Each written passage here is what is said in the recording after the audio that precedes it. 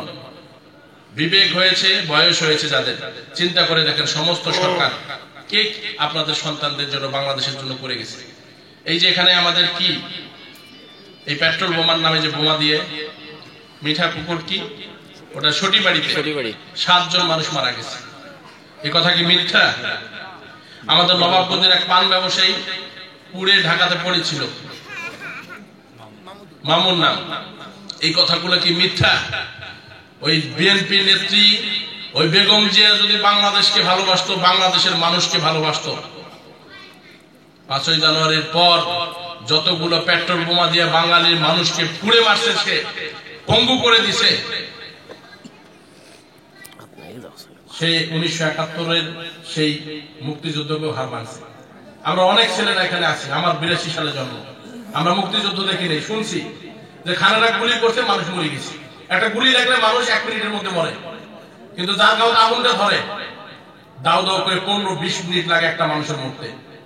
সন্তানের সামনে বাবা পড়ছে, বাবার সামনে সন্তান পড়ছে, আর যে মানুষটা 80% 70% পুড়ে যাওয়ার পর হসপিটালের বেডে 15 দিন 1 মাস বেঁচে ছিল, তার কষ্টটা চিন্তা করে দেখেন। তারা যদি বাংলাদেশকে ভালোবাসতো, বাঙালির দেহে কোনোদিন আগুন দিতে পারতো না।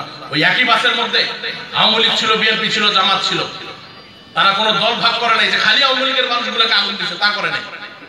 তারা বাংলাদেশের মানুষকে, খেটে খাওয়া মানুষকে, পেটের দেয় যারা ঢাকা গেছে, চট্টগ্রাম গেছে, তাদেরকে আগুন দিচ্ছে রাতের অন্ধকারে, ঘুমন্ত মানুষের শরীরে আগুন দিচ্ছে। তারা যদি বাংলাদেশের সমৃদ্ধি চাইতো, বাঙালির গায়ে কোনোদিন আগুন দিতে পারতো না।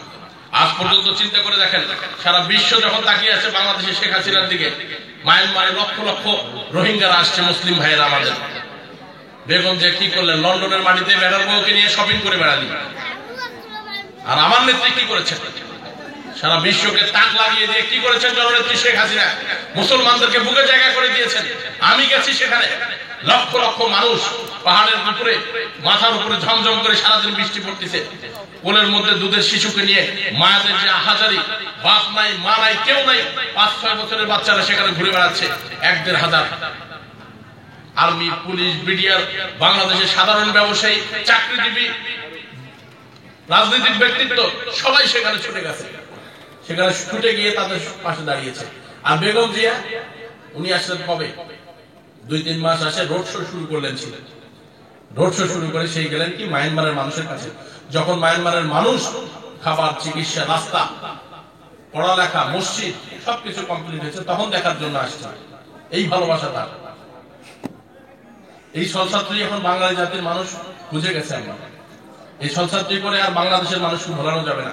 যে ক্ষুধার্ত পেট নিয়ে বেগম জিয়া বসে আছে, যদি আবারও তাদের হাতে ক্ষমতা যায়, আমি শুধু এইটুকু বলতে পারি, এই রাস্তার কার্পেটিং যদি উঠে যায়, এই রাস্তা আর কার্পেটিং হবে না। 5 বছরে এই রাস্তার কার্পেটিং হবে না, কারণ এই রাস্তার কার্পেটিং যদি হয়, ওনার পেট বোধহয় হবে না। ঠিক ঠিক কথা। আমার কথাগুলো যদি মিথ্যা হয়ে থাকে, আপনারা প্রোটেস্ট করেন, চ্যালেঞ্জ করেন, বলেন আমার সামনে, আমি তার জবাব দিয়ে যাব। আর যদি কথা সত্য হয়ে থাকে, আপনারা রাস্তা, বিদ্যুৎ থেকে শুরু করে সমস্ত উন্নয়নের সঙ্গে যদি পেয়ে থাকেন, বঙ্গবন্ধু কন্যা যদি আপনাদের জন্য করে থাকে, আগামী যে কোনো নির্বাচনে নৌকা মার্কার প্রতীককে আপনাদেরকে জয়ী করতে হবে। আজকে ত্রিবার্ষিক কাউন্সিলে আমি যে কথাটি বলতে চাই আমার নেতা কর্মীর উদ্দেশ্যে, সারা বাংলাদেশের মধ্যে আমার নির্বাচনী এলাকার মানুষ সবচেয়ে শান্তিপ্রিয় মানুষ। ওই নদীর ওই পারে যাও, ওনার সাথে কিন্তু আমার মিলবে না, কথা তো মেলে না, কাজও তো মেলে না, ওরা কাম্বালা টেরিয়ে বেশি, বাস্তব কথা।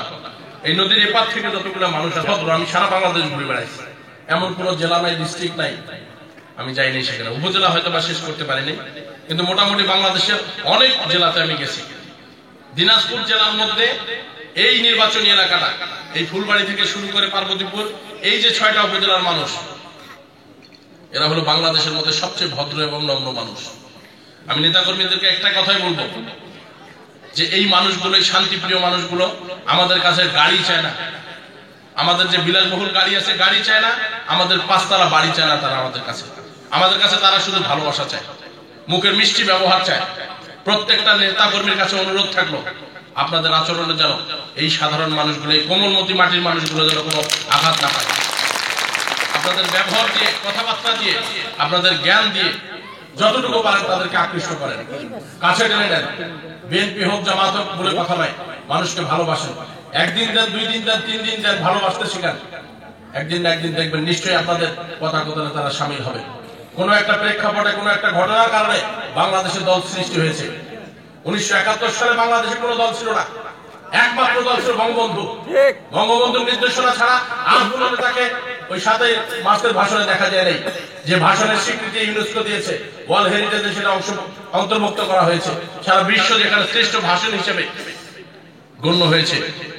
এই গৌরব সমস্ত বাংলাদেশের মানুষের, সমস্ত বাঙালির।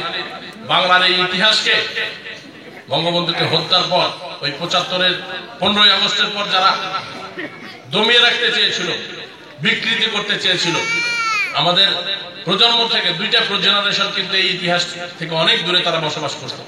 এখন কিন্তু পাঠ্যপুস্তক থেকে শুরু করে বাংলাদেশের ইতিহাস সবখানে কিন্তু উদ্ভাসিত হয়েছে। আজকে প্রত্যেকটা প্রতিষ্ঠানে কিন্তু জাতীয় প্রোগ্রামগুলো হয়, এর আগে কিন্তু জাতীয় প্রোগ্রাম দেখা যায়নি। এই যে আগামীকাল 16ই ডিসেম্বর বিজয় দিবস সারা বাংলাদেশে যথাযথ মর্যাদায় পালন করা হবে। সমস্ত প্রতিষ্ঠানে কিন্তু যত মর্যাদায় সমস্ত উপজেলায় হবে। এর আগে বাংলাদেশে এই চিত্র ছিল না। আমরা ইতিহাস থেকে অনেক দূর পিছিয়ে ছিলাম, মানে কি আমাদেরকে অন্ধকারে রাখা ছিল। যারা অন্ধকারে রেখেছিল তারা আর কেউ নয়, বাংলাদেশকে লুণ্ঠনকারী সেই বেগম জিয়া, সেই তারেক জিয়া, তারাই সেই সময় নেতৃত্বে ছিল এবং বাংলাদেশকে কলঙ্কিত করেছে সারা দুনিয়ার বুকে। আমি আর কথা বলাবো না, রাত অনেক হয়ে গেছে। পরিশেষে আজকের এই ত্রিবার্ষিক কাউন্সিল সফল হোক, সার্থক হোক। যারা দায়িত্বে আসছেন, যারা দায়িত্ব পাচ্ছেন, ওই কথায় ফিরে যাই যে এই নির্বাচনী এলাকা নয়, সারা বাংলাদেশের মানুষের এখন পর্যন্ত মানুষের যত চাওয়া পাওয়া, যত আবদার,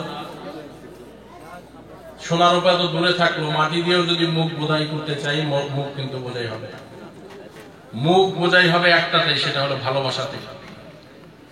ভোট কিন্তু টাকায় নয়, পয়সায় নয়, ভোট কিন্তু ঠোঁটের মধ্যে, এই জবানের মধ্যে কিন্তু ভোট। আমি যেন কখনোই শুনতে না পাই বাংলাদেশ আওয়ামী যুবলীগের এই 3টি ওয়ার্ডের যারা দায়িত্ব পেয়েছেন তাদের মাধ্যমে এই 3টি ওয়ার্ডের কোন সাধারণ মানুষ কষ্ট পেয়েছে। দায়িত্ব দেওয়া হয়েছে দলকে সুসংগঠিত করার জন্য, ধারণ করার জন্য, মানুষকে ভালোবাসার জন্য, আওয়ামী লীগের এবং মুক্তিযুদ্ধের সপক্ষের শক্তির কাছে টেনে আনবার জন্য। উন্নয়ন যা হয়েছে মানুষ দেখে, মানুষ বোঝে, মানুষ এত বিবেকহীন নয়। কিন্তু সেই উন্নয়নের কথা আমরাই বলতে জানি না, আমরাই বলি না, আমরাই স্বীকার করি না। আওয়ামী লীগের অনেক বড় বড় নেতা আছে গ্রামগঞ্জের মধ্যে, দাপটে থাকা যায় না, দাপট করা যাবে না। ভালোবাসতে হবে মানুষকে, কাছে টানতে হবে মানুষকে, গালি দেওয়া যাবে না। রাজাকারার বদল বাংলাদেশ থেকে নিশ্চিহ্ন হয়ে যাবে ইনশাআল্লাহ এই নির্বাচনের পর। মরে সাফ হয়ে গেছে। তাদের এখন উত্তরসূরি যারা আছে এখানে, জামাত বিএনপি বিভিন্ন ভাবে করছেন, তারা অনেক পরিবর্তন হয়ে গেছে, আরো পরিবর্তন হবে। সেই সময় রাজাকার যারা ছিল তাদের বয়স কত আজকে, কত বয়স আজকে, চলতে ফিরতে পারে না, তাদের সন্তানেরা এখন পর্যন্ত ধারক বাহক হিসেবে কাজ করেন। বঙ্গবন্ধুর কন্যার পদচারণার কারণে স্তম্ভিত হয়ে যাবে, তা নস্যাৎ হয়ে যাবে, ধূলিসাৎ হয়ে যাবে। বাংলার মানুষ আজকে সজাগ হয়েছে, শিক্ষিত হয়েছে বাংলার মানুষ। সারা বাঙালি জাতি আজকে বিশ্বের দরবারে রোল মডেল হয়ে অবস্থান নিয়েছে। আমাদের ভয় পাওয়ার কিছু নেই। একটা কথাই মনে রাখেন সবাই, আপনাদের পাশে জননেত্রী শেখ হাসিনা আছে, বঙ্গবন্ধু কন্যা আছে, আপনাদের ভয় পাওয়ার কোনো কিছু নাই। আপনাদের সর্বাত্মক সহযোগিতায় বঙ্গবন্ধু কন্যা আছে, না হলে এত শান্তি বাংলাদেশের মাটিতে থাকতো না, এত সমৃদ্ধি বাংলাদেশের মাটিতে থাকতো না। 1000, 1200 টাকা ধানের মন হতো না আপনাদের। এই কথাগুলো কি মিথ্যে বলছি আমি? বয়স্ক ভাতা, বিধবা ভাতা, অনেক কথাবার্তা আছে বাংলা আজকে আমাদের সরকারের। আমি সেদিকে নাই বা গেলাম। আজকে আমি 3টি ওয়ার্ডের